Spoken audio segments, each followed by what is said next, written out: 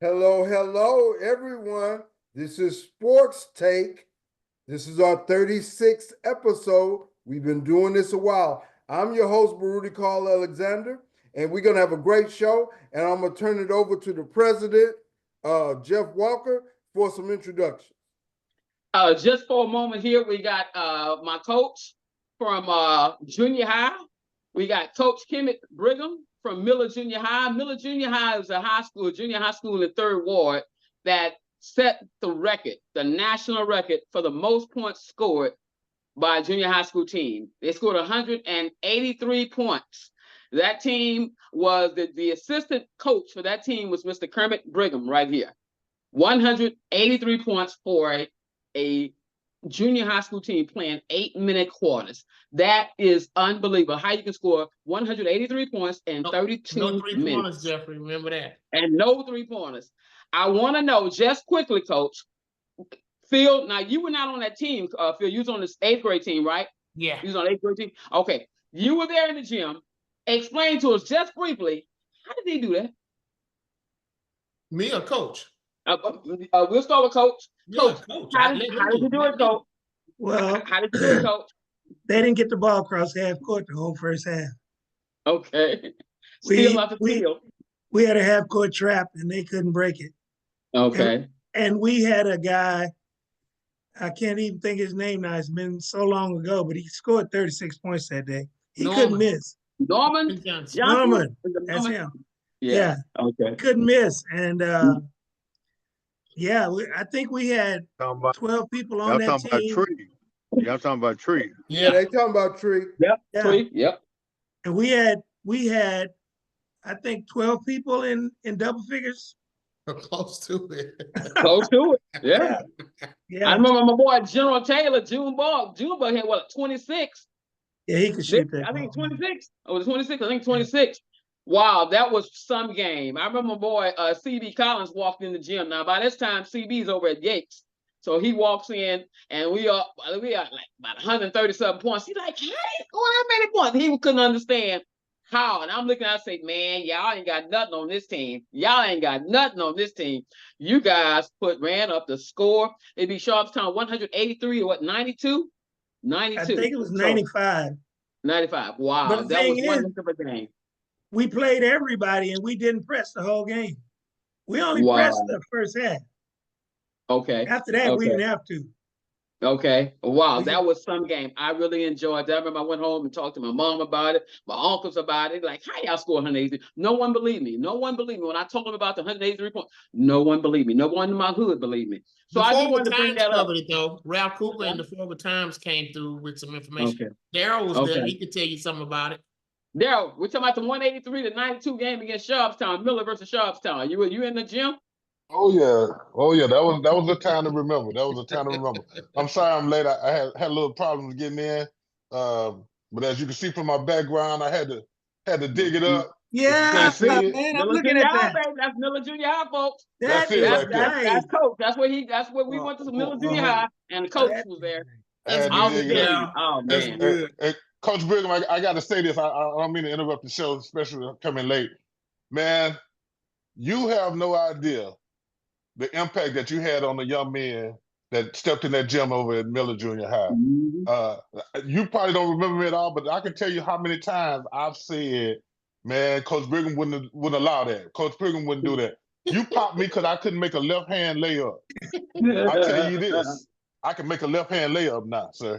I can make a left-hand layup. At the time, I thought you was trying to kill me, and I think back on it, I said, he probably didn't hit us that hard. But when you're in the 7th grade, the 8th grade, and you say, come here, son. Man, hit that with that left hand. Use that left hand. You know, those things make an impact. So I just wanted to say, man, it's an honor to be on the same show with you. I'm glad to see you, and I'm happy. I'm pretty sure all the guys have already said that, but I had to put my 2 cents in, too. I appreciate it. Well, thank you very much for the background and audience. We are talking about our junior high days back in Houston, Texas. One of the highest scoring games of all time. I'd be interested nationally if what is the highest scoring basketball game? I hear, Washington, D.C., Baltimore, some of those schools talk about their high school days and so forth. It'd be interesting to find that out. That would be a very interesting thing. We should research that and bring it to the table also. Yeah, mind you, that was the mid to early 70s too. So it's a lot of time transpired since then, and that was a different brand of ball. Yeah, that was 76. That was Is it 76. a different brand of basketball that is played today, or? Oh yeah, no comparison. Yeah, because they got the 3-pointers now. I'm about to say no 3-point line. Yeah, that's true. That's true. Right. But they talked about pressing. Coach talked about pressing. I say, if you can successfully press and do that consistently, you can kind of break up any type of offensive flow that the other team can have. And I don't see why more teams don't do it, except for maybe the other team has a press breaker through their passing, as well as somebody that can handle the ball in such a way. But strong guards. If you got strong guards, you can get past the press. If you got strong guards, 2 strong guards. Well, I had a philosophy, and it was, if you can press well, your press can be broken easily. So we practice press break. And the way to break the press is not to dribble. Okay. Just pass the ball. Yeah, you got 3 passes and you can get across. We did it all the time. That's Philip. Yeah. We would make 3 passes and people couldn't press us because we wasn't going to dribble. If I saw you were going to do that, then we didn't dribble. But the good part about that game that nobody talks about, we had no one foul out. Okay. Understood. That makes sense. Because we played so many players. How could they? We played so many players. They didn't play many minutes. Yeah, but you got hack guys on some teams, and that's all they do. Even though they were scoring a few points, some guys, they're going to foul out the game because that's what they do. Don't talk about Buck like that, man. Buck was a good guard. No, not Buck. I was talking about somebody like Larry Martin or Bertrand, the other Bertrand, you know, kind of guys. So talking about basketball, guys, have you seen the All-Star starters and who should be some of the reserves? The All-Star starters in the East are Donovan Mitchell and Jalen Brunson. I believe Tatum, as well as Giannis, and then Cat Williams. Anybody got any problems with that? Nope. No. The only one I chose different in the East is Cade Cunningham. I thought he's having an all-star season. I was going to put him over Donovan Mitchell. But Donovan Mitchell are winning, even though he's been doing it for too long. Donovan's been doing it for too long. But Detroit is playing some good ball now. Yes, Detroit they are. Is finally turned it around. Yes, they are. So everybody's okay with that starting lineup for the All-Star game. Who should be some of the reserves? You talking about the East? You talking about with the new format? In the East. I would say Tyrone Maxey should be a reserve. He's the only thing that Philly has. I would say Bam. What about Jason Tatum? Did you mention Jason Tatum? He started. I got him started. Tatum started? Oh, yeah, Tatum started. Of course, I'd put Jaylen Brown on there. Jaylen Brown? Okay. Yeah. I put him on there. Maybe Damian Lillard. Probably Damian Lillard. I put him on there. Halliburton. It should be some spots opening up. Halliburton hasn't been having a great year. He had a slow start, but he's been picking it up as it goes. And I mean, and the East is, there's a lot of borderline people. A lot of borderline people on the East. Yeah, but I'd say the top 4 teams can compete with pretty much anybody. You're talking about the Cavaliers, the Bucks, the Celtics, and the Knicks. I think they can compete with anybody at different levels. What about the West, guys? As far as I know, the starting lineup is LeBron James, Durant, of course, Joker, I think Steph Curry, and Shea Gilgeous-Alexander. Anybody got a problem with that? Ooh-wee. Has Curry played enough games to be a starter? Has he played enough games? He has. Yes. I think so. He has. Okay. Okay. I think Wembanyama is having as good a year, if not better, than Durant, and you know they are up there. But he still got to earn his dues, and Durant has, of course, earned his dues. Even though they're not winning. One thing about the NBA, though, we've always said this: it's a popularity contest. It is, which is why they took the vote away from the fans 100%. You know, the teams in the larger markets and the especially back when we were coming up, you only saw 1 or 2 games on ABC or whatever the case.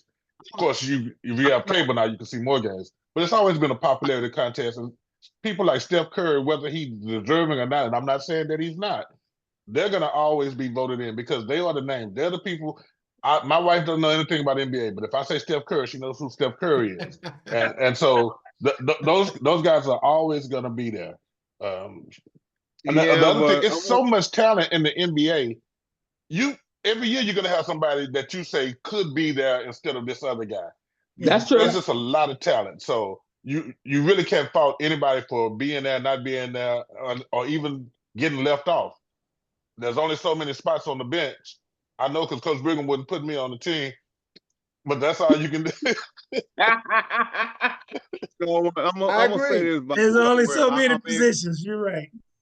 I agree with that, and it's going to be interesting who the reserves are in the West. Also, you got a lot of guys who can make it. You got Jamal Murray. You got, of course, Edwards in Minnesota. The Rockets, Sagoon, Jalen Green. You got so many different choices. What about the change in NBA format? What you say, Darryl? They had to do something. They had to do something. People weren't watching the game anymore. Absolutely. The score was 300 to 500. You know, it used to be they didn't play defense until the fourth quarter. Now they don't play defense at all. It's just running up and down, up and down. The guy who, wherever city they're playing in, they're gonna feed him because they want the hometown guy to get the MVP. You know, so it was a farce. So they had to do something. They had to shake it up. So they'll get more viewership this year just because people want to see what's happening. You know, a tournament for the All-Star game, that's not what it's supposed to be, but no, they had to do something. Yeah, I agree. I personally don't like the format. We'll see how that's gonna go. They had to do something. Hold on, call Coach. Go ahead, Coach. I said I personally don't like the format, but I like the fact that they're trying to do something to shake it up. Right. Me too. Very much so. Quick question, Carl. Do you guys think any of the 2 Rockets deserve to be an All-Star this year? I think Green do. I'm not gonna go with Sagoon. I think Green has actually taken his game to another level. Now, Sagoon, he like his game is he play hero ball. He plays selfish ball. To me, if he played for me, I've been all over him because to me, when the game gets down to it, he has open people. Guess what? If you're gonna play center, get to the center spot. And I know the NBA now is a non-positional type player right now. Yeah, but I don't need you bring the ball up with we down by 1 in less than a minute, and then you try to throw the ball behind your back. I can't handle that. Well, I think Sagoon gonna make it because it's not that many competitive centers as better, at least better than Sagoon. He's at least the 3rd best center in the West, in my opinion. Hold on. You think he's the 3rd best? I think he's the 3rd best. I think only you got Wemby, Wemby, and Jokic. Wembanyama is good, very good, but I'm really looking at him as kind of like a power forward at this time, even though he's playing center. But I think both of them should be there. Wembanyama and Sengun. You know, it's debatable whether they're third or fourth best, but both of them are up there. So. Hold on, Carl. Now you got Alexander. I mean, you got Davis in Los Angeles. Is Anthony Davis a power forward or a center? He's playing center. He's center. Okay. You got Jokic in Denver. I never thought, Chip, that Anthony Davis was that good. And one argument I got, they put him on the 75th best of the NBA, and that made me say he's not that good even more because they put him up there.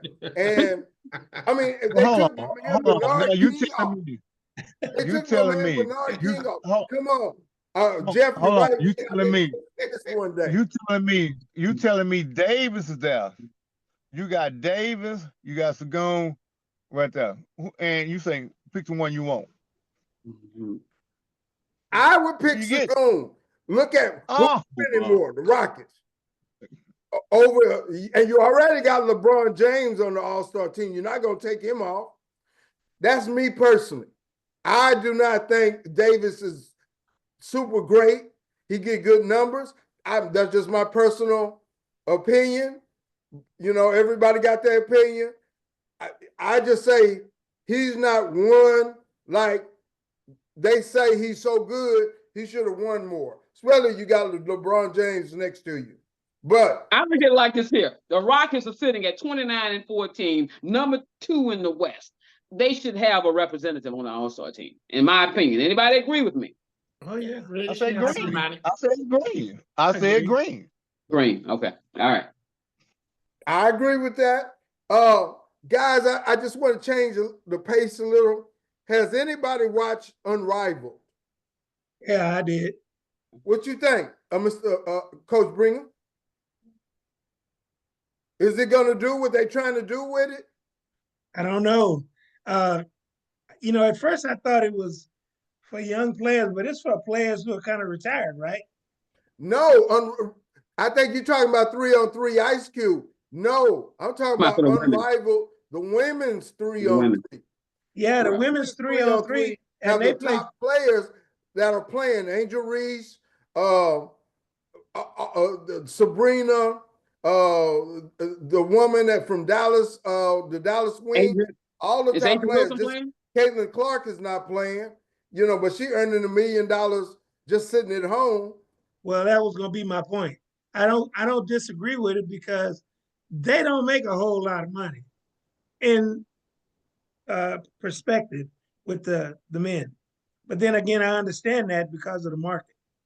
What they're trying to do is drum up the names of these players, and make them household names so they can get some more attention. You know, again, I say all of them should have OnlyFans accounts, but that's a whole nother thing. But hey, get attention. You're bad, man. They can do that. They can do that way. But the quality of play. Who's to say they don't? The quality of play. What's they feel? Angel Reese is very popular. They don't have one. Yeah. Angel Reese is all over the place. Yeah, yes, she getting paid. She getting paid. As far as talent, she's okay, but they got some players that can really play, and that's what they're trying to drum up, get that attention. I think it's pretty good, but I'm not sure they'll get that attention that they want. They're not getting it right now, but we'll see if it keep going. I still say, Carl, lower the rims down to 9'4" so they can be dunking, flying around and dunking, and then put them in the little skimpy outfits, and the ratings will go through the roof. Man, nobody will miss the game. None of the guys will miss the game, and the women will be right there too. They be looking too. Is Al Freeman on here somewhere? You want to have a lingerie league? I'm about to say it didn't work for football. They had the lingerie league and that. It didn't work. They were out there with hardly anything. Hold on, let me see my wife here. They were out there with hardly anything. and nobody was tuning into that. I think that they had to capitalize on the popularity. Right Right. now, hold the female hold on. game is more popular than it's been since back when we were watching the comics. So But hold they're on. trying to flood the on. market. They're throwing everything to the wall to see what sticks. And if this sticks, it Hold does. on. If it doesn't, then they'll try something else. I But agree I with don't that. blame them. Hold on. Let's put a pin in this because my wife is listening. So guess Uh-oh. what? I Uh-oh. went to skip outfit, so Hey, you can Jackie. leave all that alone. Uh-oh. Uh-oh. Uh-oh. Okay. How about the college You basketball know I'm game? not in there. Hey, Jackie. How about the college basketball game? Go home, girl.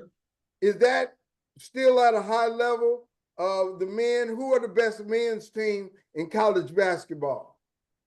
Man, right Ooh, now man. you got Auburn #1. It's 17-1. Auburn #1. Yeah, They had a lot of close calls. They can be beat, but they're gonna be good. They're gonna be tough. I think Tennessee gonna be there when the smoke clears. Yeah, they got Tennessee up dropped in down. the NCT. Tennessee done lost 2 games in the last couple of weeks, so they dropped down to number 6. Are there any top Duke is number NBA 2. prospects playing? Cooper. Yeah, I mean Duke has Besides all of Cooper. them got one, at least one. Yeah, all of them got at least one prospect. Rutgers got 2 gonna go in the top 3. Yeah, Understand that.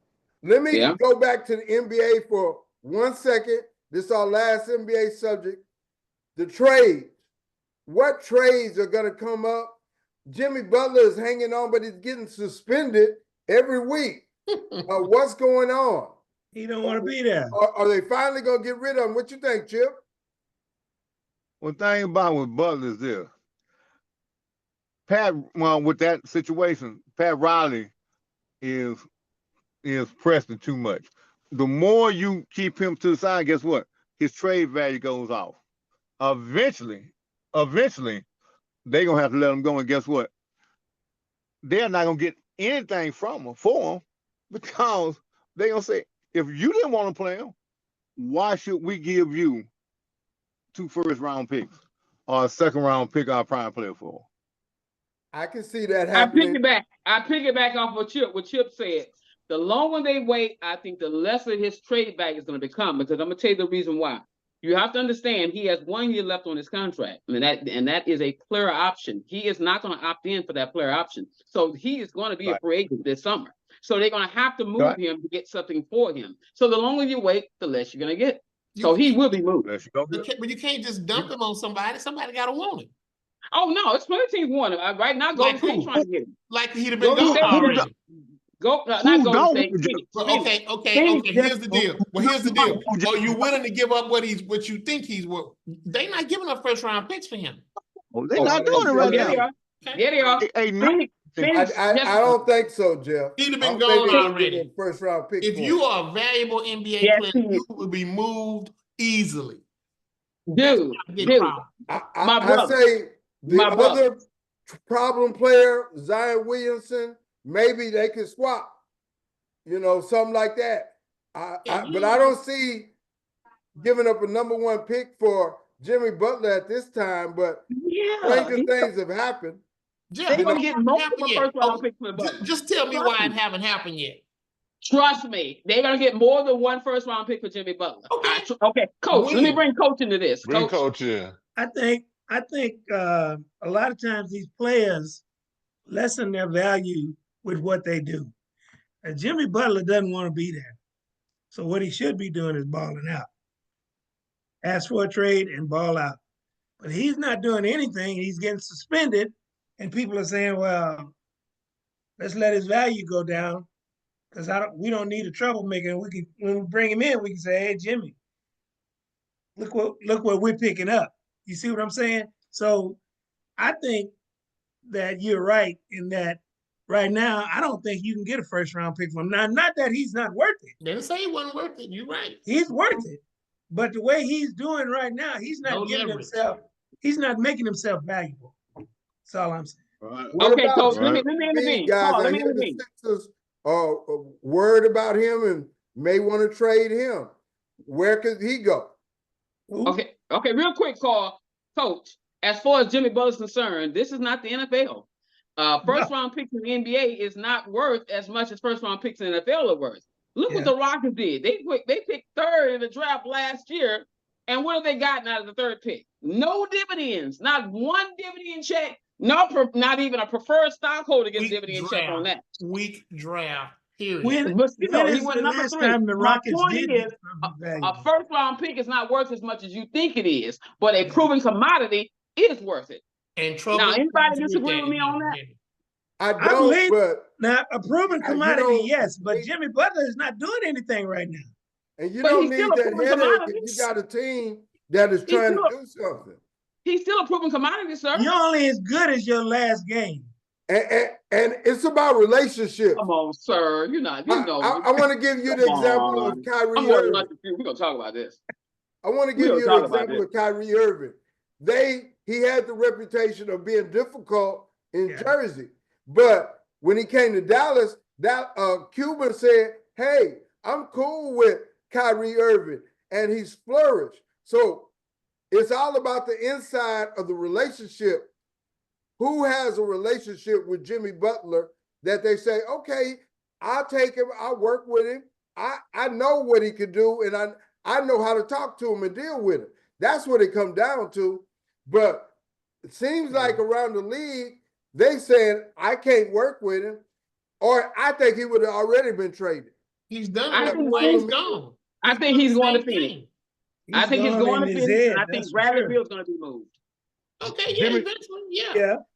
Jimmy Butler and I double dated to the prom as far as NBA years are concerned. He's an older player, and no one wants an older player who's going to be a poison pill. If he's going to cause problems, and he's already, how old is he now? 30 what? How old is Butler? About 30, 33, 34, something like that. Something like that. Something at least. Nobody wants to take that on unless they think he is the missing piece to the puzzle. And Jimmy Butler is not the missing piece to any of the contending teams' puzzle as far as I'm concerned right now. I think you're all wrong. I think you're all wrong, and I think he will be traded by the trade deadline. And I think he's going. I think he will too, Jeff. I think he's gonna be traded by the trade deadline. To who? They're not gonna get too much. To who? And they will get multiple first-round picks. They will get multiple first-round picks for him. I bet that as well. I'll bet you 3-piece on that, Jeff. Cap and special. Okay, multiple. Hold on. Okay, what about you, Phil? What I get from you if I win? Dude, I don't participate in fleece. Add me to that. Fleece. Nobody gonna give Miami if I win. Nobody's gonna give. Okay. As I say, Joel Embiid, Zion Williamson. What's gonna happen in those two situations? Well, if you ain't got no places for him to eat, he ain't gonna be there.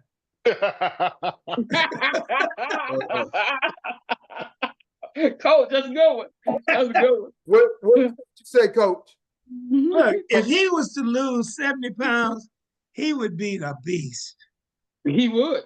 He would be a beast. He's not a professional. He's not a professional. He doesn't know how to be a professional. So I think they'd be well off getting rid of him, and somebody who has the capacity to take a chance on him will trade. I think somebody's going to trade for him and give up something, but I don't think he's worth it.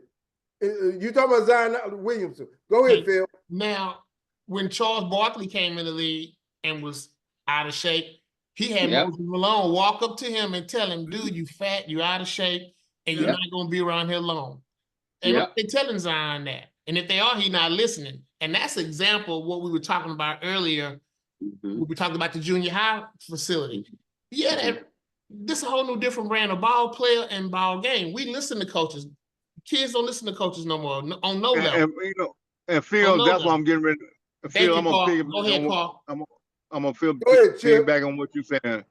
Now, Coach, you older than me, and the things now with Zion, from the time he picked up a basketball, he was able to do anything and everything that he wanted to do, and the coaches allowed him to do it. Now, he's at the point now, well, that's all he knows. So therefore, if things doesn't go right at practice with the Pelicans. Guess what? I don't want to play. And he's going to put on that act. So Zion, but the thing different between him and Jimmy Butler, he's young. And somebody gonna take that chance and throw first round picks at him because he is, when he's on top of his game, he is unstoppable. He's a beast. I agree. But if I was his coach, I would tell him, get it together. We're going to give you your last check and buy you a Church's Chicken franchise and send you on your way. Because, I mean, if you want to be a pro, be a pro. You got the ability to make $200 million. Coach, do you realize now, you got to think about these athletes now. They make more money than the coaches. Oh, absolutely. Nobody walks in that arena to see the coach. Nope. They walk in there to see Zion. Nobody walks in there. So guess what? Now, at the end of the day, it's about putting folks in them seats and putting money in that account. I understand that, Chip, but I'm going to speak for Coach Brigham, even though I shouldn't. But I'm going to ask you. I'm going to ask you as a coach, how much talent does a kid have to have for you to abandon your policies, your morals, your principles, and say, yeah, but he's so good.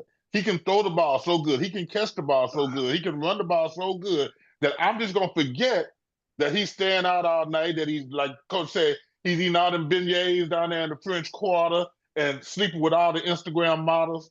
How much talent does a kid have to have for you just to ignore that and still bring him into your locker room? That's a good question. That's a good question for Coach. Coach, go ahead. I can tell you. Okay. I can tell you, Philip Green is a testament to this. When we played Francis Scott Key, we were down by 10 points at halftime. Okay. With my starters in the game. Okay. I have never told my team to win, but hustle was something I did not vacate. You do not play if you do not. You got to do that. I walked in the locker room and I said, you got 2 minutes to show me you want to play. If you don't, I'm going to play with the second team and lose and know why I'm losing. Then to put you on the court and lose and not understand why. Yeah. Ask Philip what at the end of those 2 minutes how far we were behind. We actually were ahead by one. Yes. Wow. This is what I'm saying. And it's what you said. Yeah, we knew what was going to happen. Nobody's gonna abandon their principles because you can shoot the ball and you got a bad attitude. That doesn't work. And Coach, I agree with you, Coach. Coach, I agree with you 100% on that. But you and I talking about middle school, high school level. And trust me, I would say this, and I would say, man, I don't give a damn. If you ain't playing team ball and fighting, your ass gonna sit right over here next to me. You're gonna sit next to my assistant coach. But what we're talking about now is that these athletes, now again, that's what I'm gonna tell Darrell, that's an unfair question, because of this. At that level, at being a professional level, it ain't all about what you and I doing, Coach. We molding kids to be young men. Now you talking about somebody that's making much more than you, and look at you and say, guess what? I don't want to do it. Now, right now, these coaches, these head coaches at this professional level, they got families. They got things, and trust me, there's a lot of them that are professional players. It's just like J.J. Redick. We all know why he got that job. Yeah, you do. And if LeBron James walk in and say, guess what? Getting mad at J.J. Redick, guess what J.J. Redick is? Ex-head coach of the Lakers. I agree with you, Carl. I understand what you're saying, the difference between professionals. But then here's my counter. You have certain coaches that don't care how much money you make. They don't care that you are the star of the team or that you are the prima donna. Bill Belichick, and I forgot the guy's name. He wasn't a star at the time, but he was a running back. He came in, he ran for 4 touchdowns that week, and he was late to the meeting Tuesday, and we never heard from that guy again. Wow. Bill Belichick said, "I don't care. You're going to play my system. You're going to play it my way." Parcells was that way. Brawls, when Antonio Brown was acting up, they were like, "You know what? We don't care if you can catch the ball. If you're going to be a distraction, if you're going to be a problem, you can't play on my team." I want to say All right, let's this. go with Jimmy. I Let's go wanna with say Jimmy this, Johnson. that Jimmy Johnson with the Cowboys. Jimmy Johnson with the Cowboys. Jimmy, now we're gonna talk about somebody that went to Yates. Jimmy Johnson with the Cowboys. Roper. Jimmy Johnson say, yeah, Roper? Roper. He said, Roper. yeah. He said, yeah, I got favorites. Troy Aikman, Emmett, and Irvin, there's favorites because they produce it. Now Roper walked his ass into that room and fell asleep watching fell asleep. film. Yep. And guess what? Fired. As long as he sleep, he got a job. As soon as he wake up, he's cut. But Jimmy Johnson didn't like people from Yates because he cut Aubrey Beavers too when he got over to. I just want to say, he didn't like JY, huh?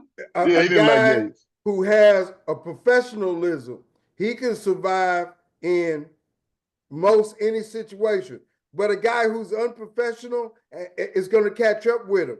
You know, you might play for a while, Latrell Sprewell, but eventually it's going to catch up with you because you're going to make some stupid decisions or actions, and it's going to catch up with you. And these players who are not professional is going to catch up with them. I believe that they got the best opportunity in the world, but they don't understand it and act like that. Let me go to another subject. Let's go to the NFL. Guys, we got the playoff games. Does Washington Commanders have a chance in Philly? Most definitely. They got a chance. They got a chance. They got a chance. They got a chance. They got a chance. But I you know think what? Philly is going to win, but Washington is going to give them a little challenge. But the advantage Washington had in Detroit, it was not cold. I mean, it's cold there, but they playing in an indoor stadium. And so he was able to use all of his gifts, Jaden Daniels.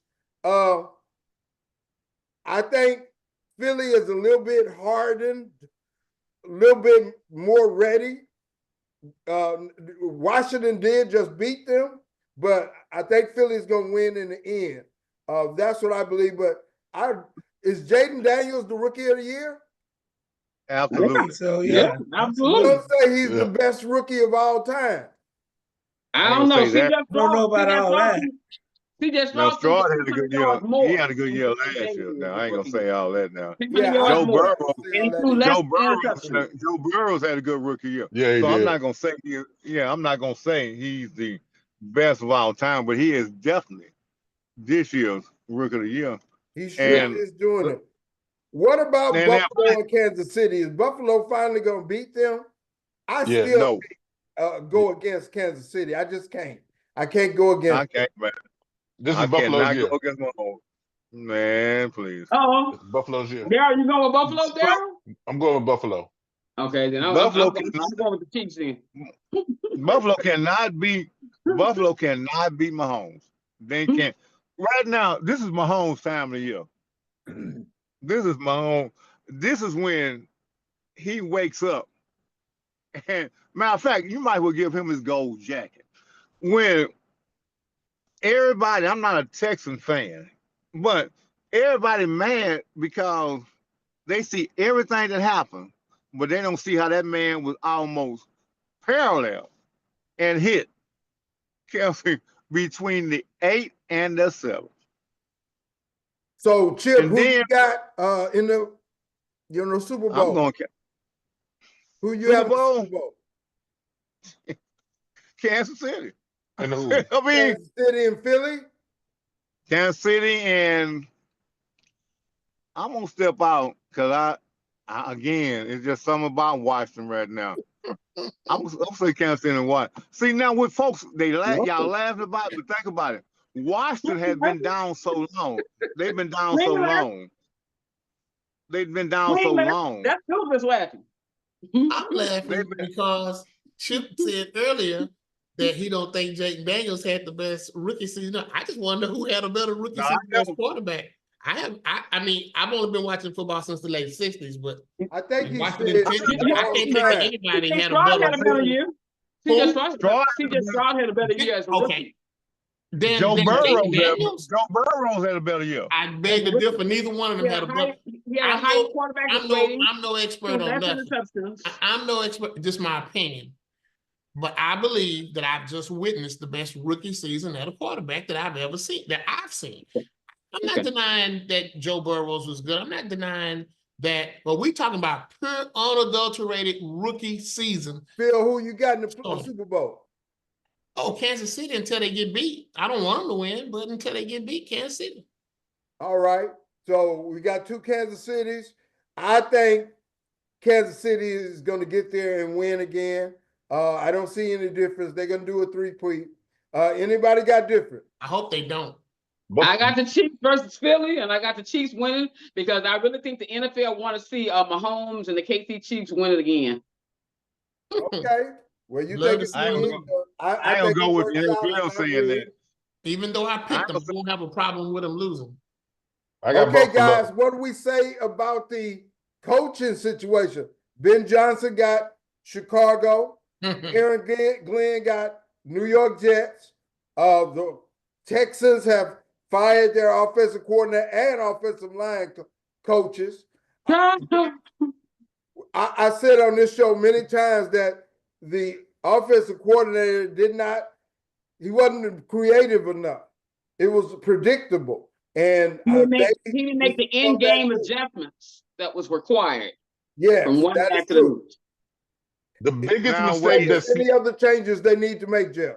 The biggest mistake that Slovic made was not putting himself in a head coaching job last year when he was hot. Yep. Everybody loved him last year. We were like, oh my God, we're going to lose this guy. We're going to lose this guy. And when he said, I'm going to stay, everybody like, yeah, he's going to stay. It took less than a month before we say, man, run him out of town on the rail. Exactly. But you know what? Now I'm going to tell you what his big mistake is. He did not adjust. See, what you got to look at, and coach, you understand what I'm saying. You give coaches, okay, you got me this year, but guess what? I'm going to study it, I'm going to watch, and I'm going to figure out how to be. And the ones coaching is a copycat job. You find somebody that figured out the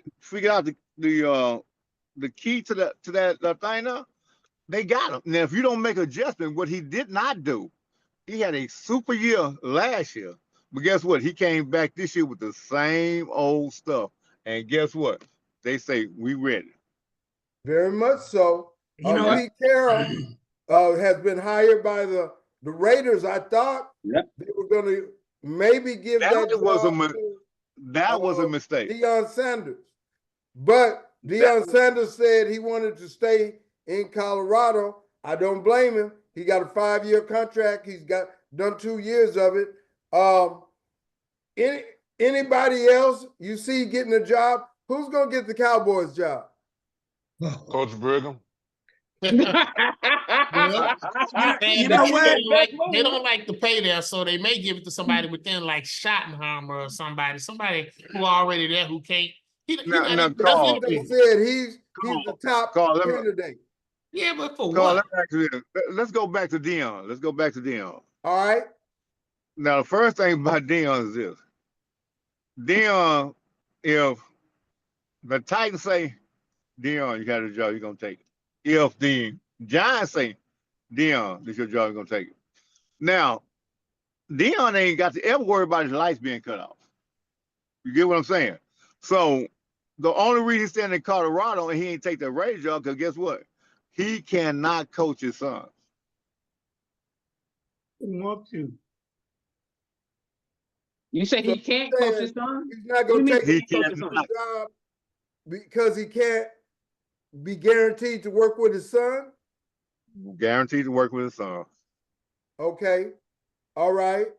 So, and that is about whoever drafts him, and he may not get a chance to dictate that. So I understand that, but also he has this guaranteed contract where he's king of the hill right there, and you get into the volatile situation of head coaching where you high one day and down the next. He may not want to deal with that for his family. I can understand that. But I predict once his contract with Colorado is up and he's had a couple of years of his team being the top team in the NCAA, he'll take a NFL job then. I really believe if the Dallas Cowboys offered him that job and they offered him a competitive financial package, it's hard for me to believe why he wouldn't take that job, considering he's going to be losing his son. I heard they did offer him that, and he turned it down. Do y'all really think Deion is money for him? Thank you, Chip. There's not. It's not. It's not. It Deion, ain't money at all. It's not money for Deion. Deion has so many other things going on with him. Deion will never spend as much money that he's already made. He's a millionaire in college. Then Deion he got so much money that when he die and come back for a second life, he still ain't gonna be able to spend all that money.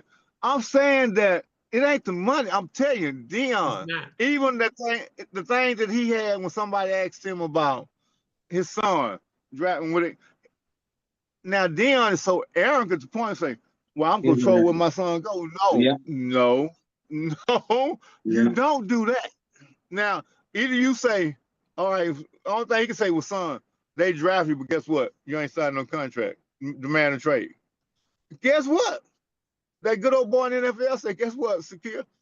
Sit your butt right over there and go live off your dad's money for the rest until then. And then by the time he got his own money too. They don't need his dad's money. Chip, how long you been married? Man, my wife on that. Don't ask me that question, man. Okay, well, I want you to go back 3 years before you met her, when she wasn't in the picture, and think about when we used to see these women and say, "Man, she fine," but that's what the Cowboys' job is. It's a fine job, but there's baggage with it.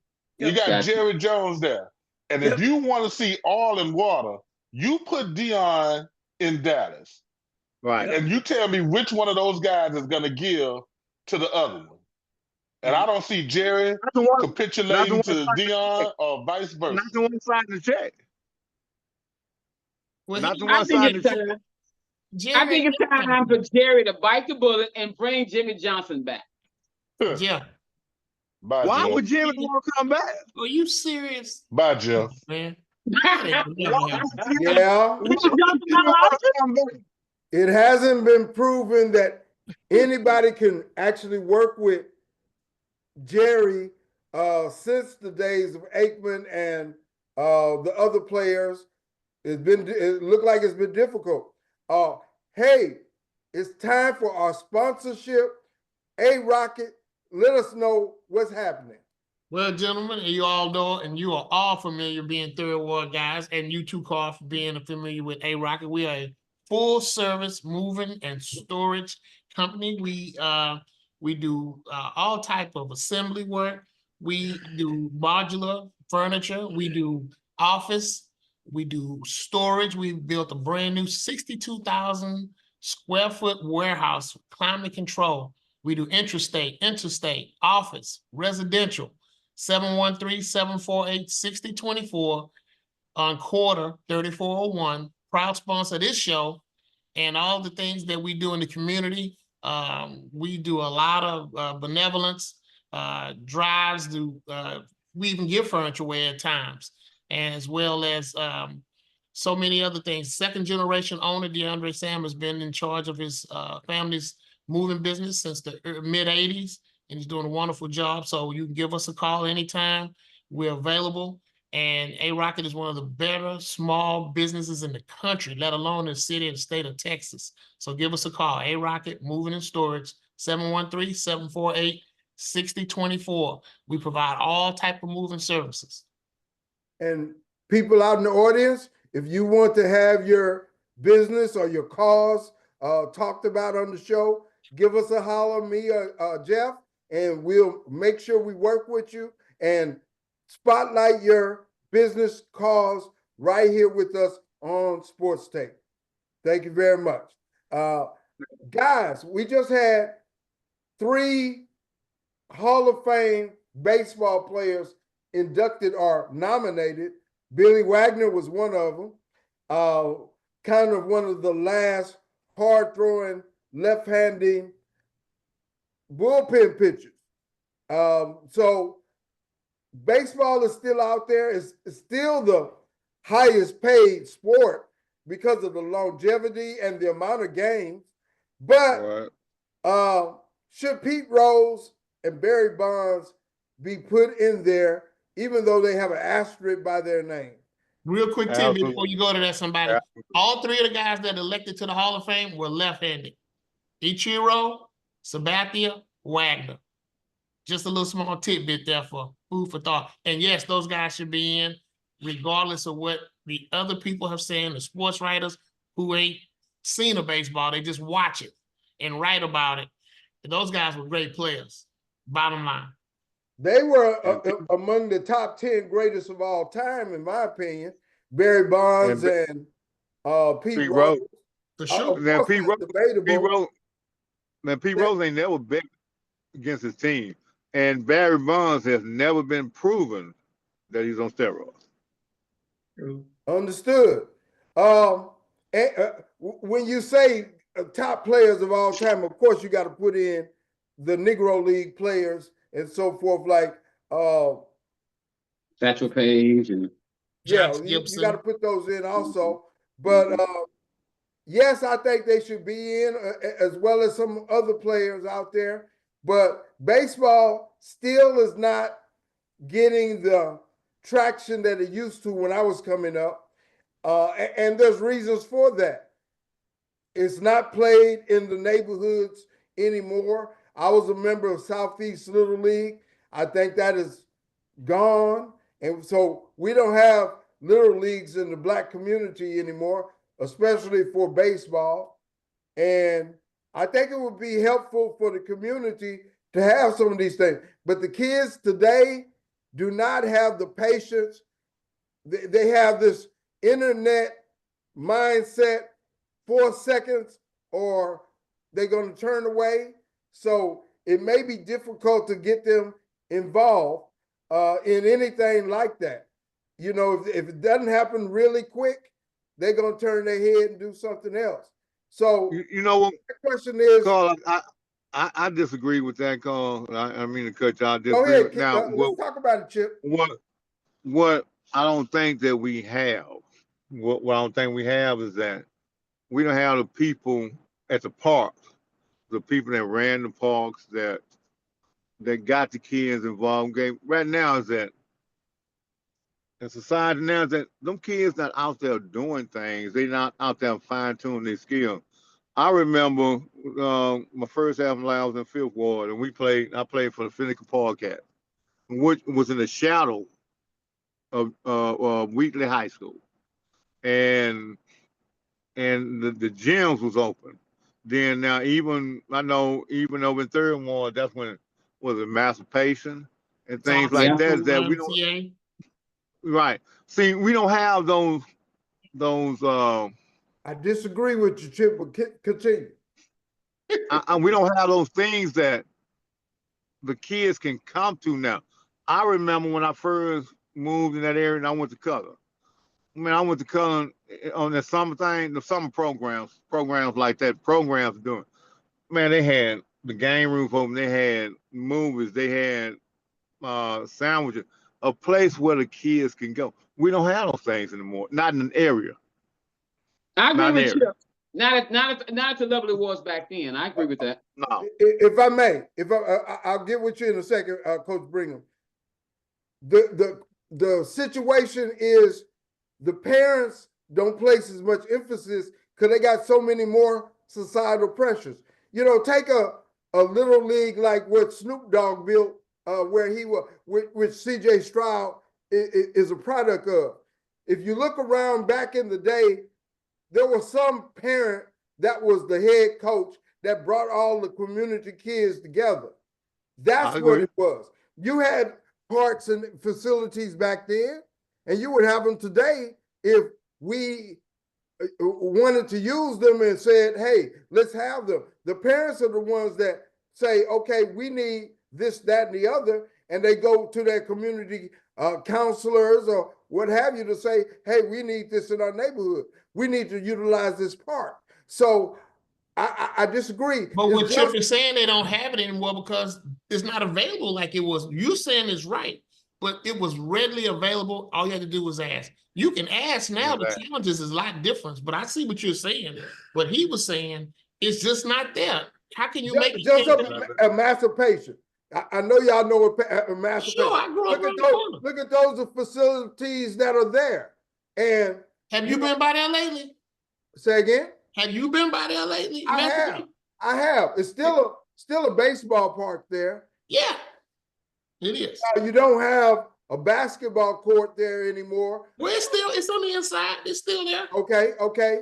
But if a parent wanted to bring a group of kids in, they still can find facilities to be able to use all around the city. And that's where you're right. The parents ain't doing that no more. No coaches. Right. No volunteer coaches. That's the thing I'm saying, because society has changed to put so much pressure on these parents.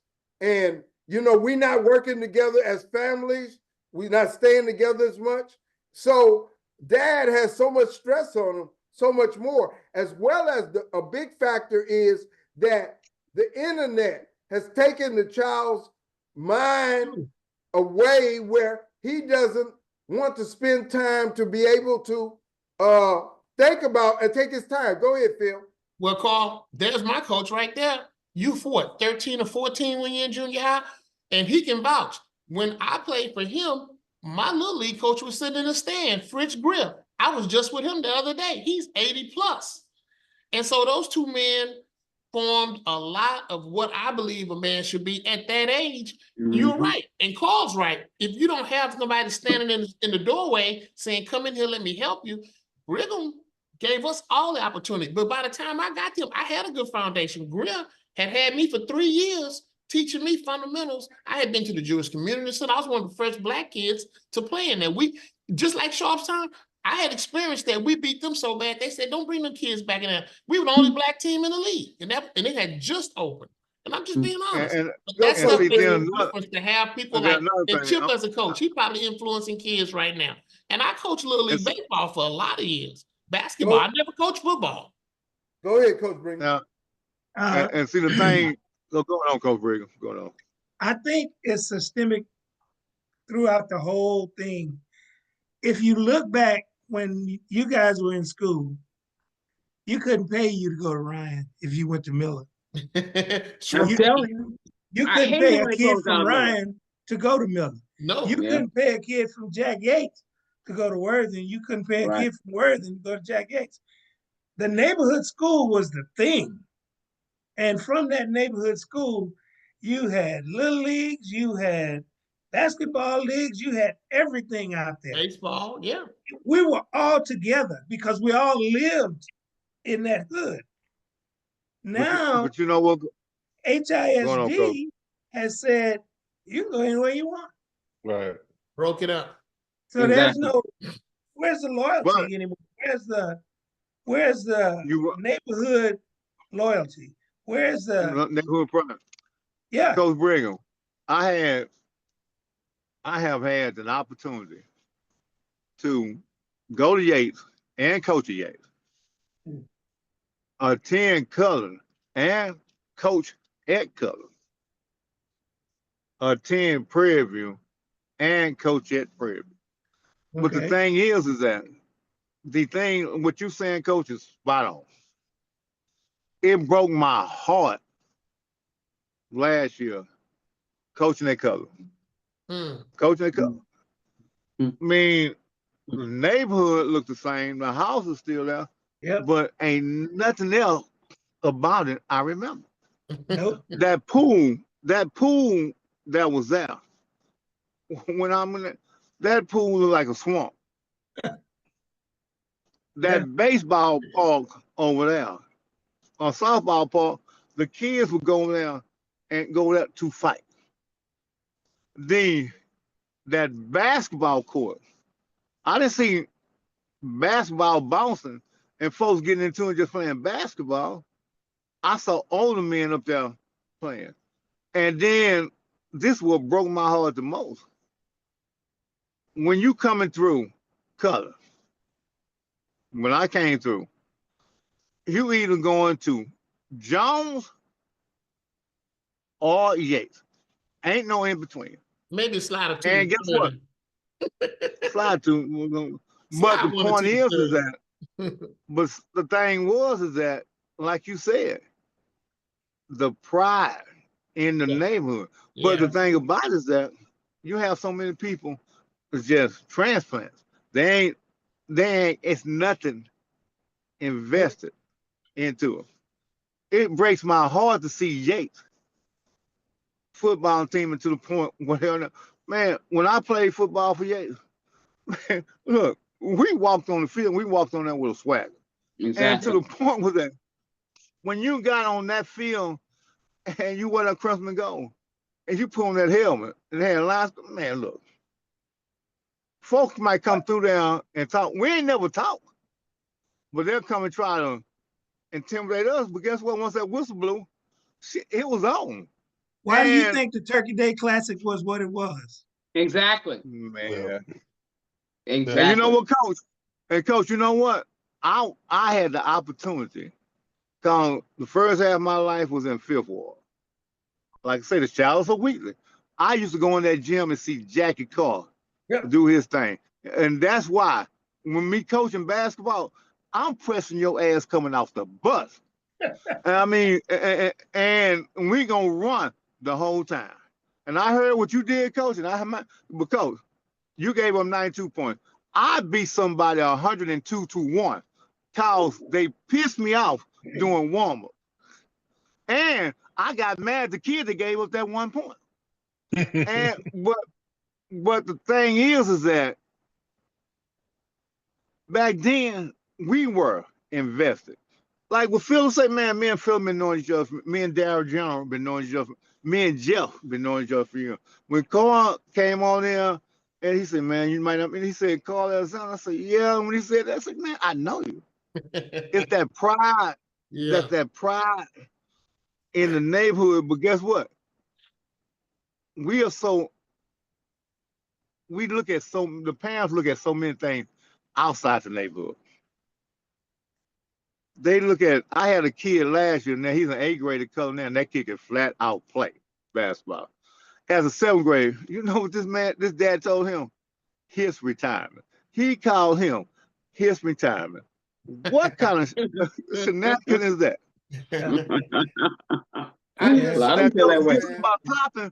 Talking about popping.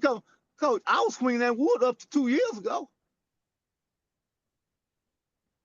This is a critical issue in our neighborhood, in our communities.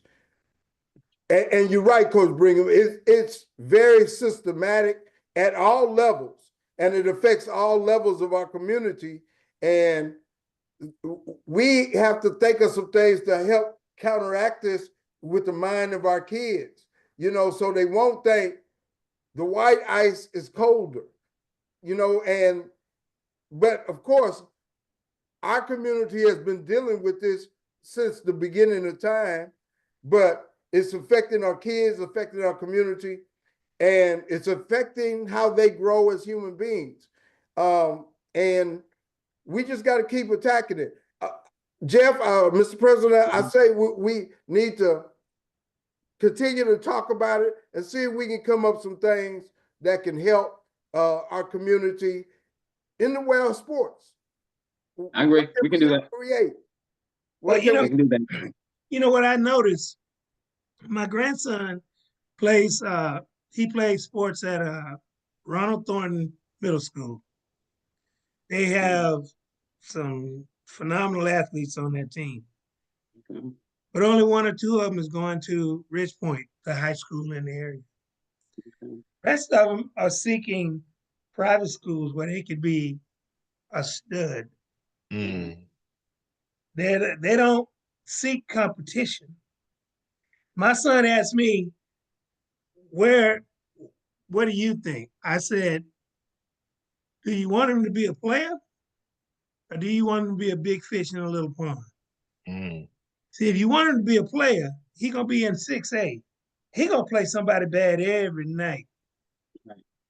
Now you want him to be a stud, let him go on over there to the private school, and he's running 11 flat hundreds at 13 years old. So you know he gonna smoke a 10-6 before he leave high school.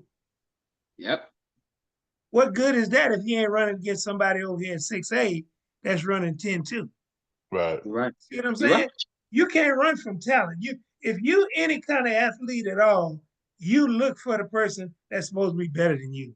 Right. How else are you going to gauge Get your better. talent level? Right. You don't just beat up on people that you can beat up on. So I told him, no, we're not doing that.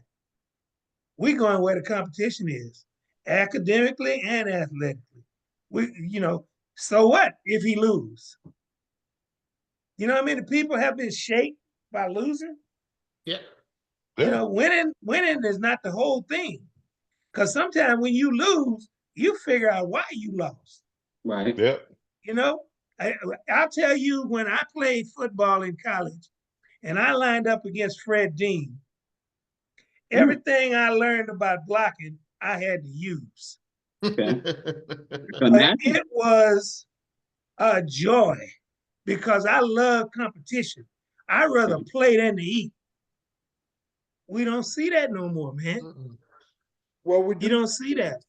Society has changed, and we just have to adjust to the new society. Some people go to different situations for different reasons. They mama might like that private school, and daddy don't want to fight with her for it, and so forth. It's a lot of different reasons. However, collectively, systematically, we've lost something, and it should be a way that, but it's a real societal thing. We have to learn how to care for ourselves and respect being Black also. Respect who we are and not just see what the Western culture, the larger system says is good and bad. We have to develop our own sense of good and bad. And that transfers to our kids when we do it. We are at the end of our program. I think we've had a very interesting program. President Jeff, we want to continue these conversations and continue to seek out how we can help transfer minds in sports also. So we'll be back with you in 2 weeks. Let me give you an update on Fantasy League, Carl. Give you an update on Fantasy League. We're coming up on our last week of Fantasy League where we're about to lose two of our people. We have 5 experts in the Fantasy League that's left. That's myself. That's Elleris Dennis. That's James Phelps. That's Philip Green. And you have D.General. All right. Philip Green, Elleris Dennis finished regular season #1, tied for #1. But now we're in the postseason. And in the postseason, I'm tied with first place with Elleris Dennis. We're both tied at 7-3. Philip and James Phelps out of Worthing High School tied for second at 5-5. And then we have D.General that's pulling up the rear at 4-6 as far as all the guys that are in the postseason. So we got one weekend left before the Super Bowl, and this is where we are. Dennis and myself need 1 win. We're 1 win away from clinching a playoff a spot in the Super Bowl. Only 3 experts can make it. So two guys are going home. Now, so we got to win 1. Or if we can lose both, then Philip and James have to lose 1. They would have to go 1-1. Then we can go 1-2. But if we go 1-2 and Phil and James Phelps go 2-0, then it's a 4-way tie for first place. So then we got to go to the tiebreakers. So I got several tiebreakers set up. So then it's going to be determined by that way. But only 3 guys can go to the Super Bowl. So we're gonna lose 2 guys after this weekend. We're gonna lose 2 guys. But D.General, the only way you can get there is you gotta hope that Field and James Phelps go 1-1, and then you have to go 2-0. Then it comes down to tiebreakers. So that's where you are. So you still got a chance, and no one is clinched. Because Dennis and myself, we haven't clinched. Because if we go 1-2 and those 2 go 2-0, then you got to go to tiebreakers. Now, So it's gonna be Jeff, this is not the typical fantasy football. This is the pick'ems. Exactly. Oh, exactly. That is Exactly. the typical fantasy football. You have multiple players playing against multiple players, and this I is got you. so this This is is how we This run my this first for time all playing it 3 this way. years. This is how we run it all 3 years. It's your first year being in it. So just chill out. Just chill out for a little bit. You gotta make And a I'll difference. tell It's you a how this strong works. distinction. It's a strong distinction between the two. You never do that. And I just thought Okay. I'd help you a little bit. I tell you what I do. In the off season, you and I talk about it, and I'll revamp it. I'm not asking you to do nothing different. You missing the point. The point is, it's not traditional. Darrell and played fantasy. It's not traditional. Okay, it's not There traditional. you go. Okay. That's not traditional, but it's definitely fun and good. And congratulations on being in the first place in the playoffs. And good luck to you. And if you want to, All right. One last thing, Carl, is I'm extending the deadline to submit your picks because the games are not until Sunday. So you have until 1 o'clock on Sunday to submit your picks. That way you can get the updated injury reports. Okay? I'm picking the Texans, Say what? man. Say what? Say what? What'd you say? What did you I'm say? picking the Texans. That's the only way. That's the only way I can get a win with nobody else and gets. if you want to understand what we're talking about, go to Sunny Side Live. There you go, Carl. Sunny Five Live Sportstake with Jeff Walker on Facebook. And participate. Come in, join, chime in. We have some very potent conversations all the time on our Facebook group site, Sunny Side Sportstake with Jeff Walker on Facebook. Any other comments before we go? Right now, I'm hearing about the Rockets. The Rockets are trying to make a trade right now. The Rockets are in the process of trying to negotiate a trade with the Portland Trailblazers to acquire Robert Williams III. Robert Williams III played for Udoka, the Rocket coach, when he was with the Boston Celtics. He's a 6'9", power forward center. I hope Torrey Eason. Say again? You want to get Torrey Eason? Yeah, absolutely. I mean, you look at Torrey. Now we know he ain't going nowhere. And then the kid that scores a lot, and his defense is getting better. Coming off the bench, him and Torrey plays the same position. They are the same people. Somebody got to go. He talking about Cam. He talking about Cam. But Chip, you just said you can't play with a selfish player. And Cam has never met a pass that he likes. Once you get that ball to Cam, you might as well pack a lunch and go home. And you just said you don't like a selfish player. And Cam didn't get any than Cam Whitmore. You need somebody like that in that second group, though. I agree. Would say you Lockdale, who not playing, who has value, Aaron Holiday, Jay Sean Tate are trade potential. Anybody else I can see right now? I can see picking up. Tate ain't got no value. Tate ain't got no value. Somebody to get him.